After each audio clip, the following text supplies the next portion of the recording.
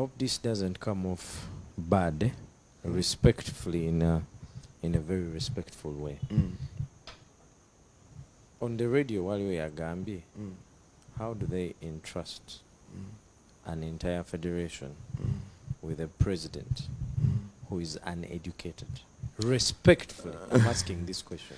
No. Omusajja Atasoma Mutya. Respectfully, yeah. Empaka z'ebigo zibamu babigo. Wano twogera olulimi lumu. One first language that unifies all of us in the federation is music. And when it comes to that language, buli muntu gwe twalonze kakiiko ako aluwoogerera ddala bulungi olulimi lwe bayita music, si waakunnyonnyolera. Second, leadership and the secretariat of the federation are two different things. The leadership is for the musicians, but the secretariat is for the professionals.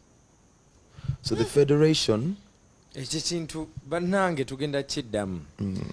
People thought federation yona mujina buli kimu mugenda kyemalira. There's leadership and a secretariat. And the federation is broken down into different pieces. Yes. In a leadership, in a committees ezigwa ku leadership. Yes. In a secretariat. Leadership. In a bantu nga president, vice presidents, President Eddie Kenzo, Vice Presidents Yenze, Palaso, Shiba Karunji, I think now Nespice Diana. I don't know if it has been updated, but yes. Then we have Financial Committee running Wabebe Cool, Financial Department.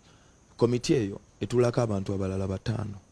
Association of the Ugandans ababeera mu nsi z'Obuwarabu bagita AUU. It is through such conventions that we get disciplines that help us become better people. Yeah. Abantu basinga bafulumako ne bagenda ebweru olw'ebulaaya bulaaya abamu tebadda mwinamu ekirowoozo ky'obutadda mutandikirawo mweyongerera. Tugende ku kyayo. I have a company, I have businesses here, man. I am the most celebrated radio presenter according to Ipsos. Number one. Which means ndi bulungi waneeno nabuuza Palaso ne mubuuza nakozesa ebigambo bino wammanga ngamba respectfully because I was conscious about the question I was going to ask. Ne mbuuza ekibuuzo nti mukwata mutya omuntu ataasoma ne mumuwa federation agikulembere. Even before those words left my mouth, I knew they would hurt Kenzo. But I have to be able to separate friendship and emotions from the job. Bwe baba bampadde ekibuuzo ekyo sina right ekijjako.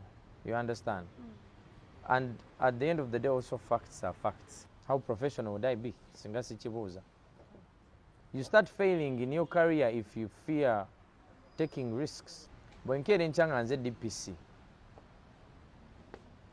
nga ndi on another level in life nojja ng'oli kyali wange ng'okoze omusango ate nkusonyiwe mbu lwakuba nkumanyi waaba agenda kuyimba andowoozaako. You understand my point? He's doing his job. I'm also doing my job. But if I start apologizing to everyone, ate kati mba ngenda kwetondera buli omu. Professionally kati ate lwaki mba nejjusa? Teekamu radio and wisdom. Ku YouTube ng'ogyeko ennyimba ze baayimba ne video ze baakola, teekamu radio and wisdom.